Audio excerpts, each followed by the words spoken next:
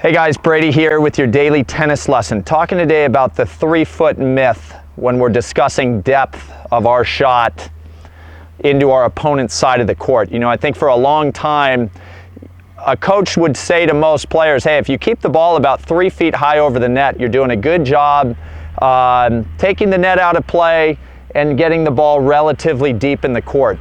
And for me, in the modern game, that height over the net has definitely changed with the spin coming off the ball, with the new strings in the rackets. I want us to start to bump that height that we're thinking about getting the ball over the net up to about 6 or 7 feet high. So what I'm going to do here is I'm going to show you kind of the traditional 3-foot high over the net swing that a lot of us are accustomed to. One more of those. Okay, so pretty good shots, you guys. Can't complain about those. But in today's modern game, I don't feel like that shot does enough damage to my opponent that I feel like I'm in command of the point. So if you notice, I'm going to probably double the height of that ball.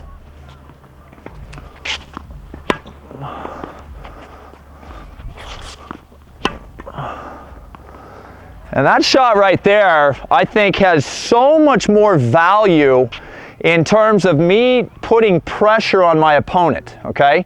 And for a lot of you out there, I know that as you try to get the height of your ball up, there's the chance that we end up hitting long. And I just want to clear that issue up. That is not a height issue. When you guys are clearing the net by 6 or 7 feet, and the ball is going out of the baseline, that's more of a spin issue. You guys need to work more on your top spin so that you're seeing the ball drop down into the court the way mine did. Okay, not put the blame on the height where we start to drop that ball back down again and possibly bring the net into play, or just like I said, just not putting enough pressure on our opponent. Okay, so I'm going to get into a rally scenario here with Mark. And what I want you guys to recognize, the first couple swings I make, I'm going to keep it down at that mithy 3-foot level and try to be very aware of Mark's comfort level. I think you guys are going to see he has a really easy time when I keep the ball, you know, lower. He's not having to move much.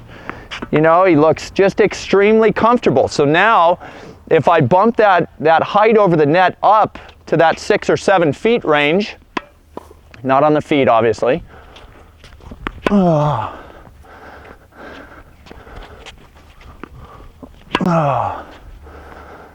Okay, so look at the difference there.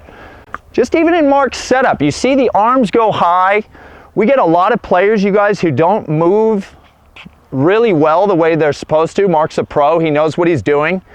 He would back up on that probably well enough to make decent shots out of it. But I think if you guys start playing your ground strokes up in that zone, you're going to get a lot of people trying to play their ground strokes from above their shoulder, way out of their strike zone, and just making life extremely tough for them in a baseline situation.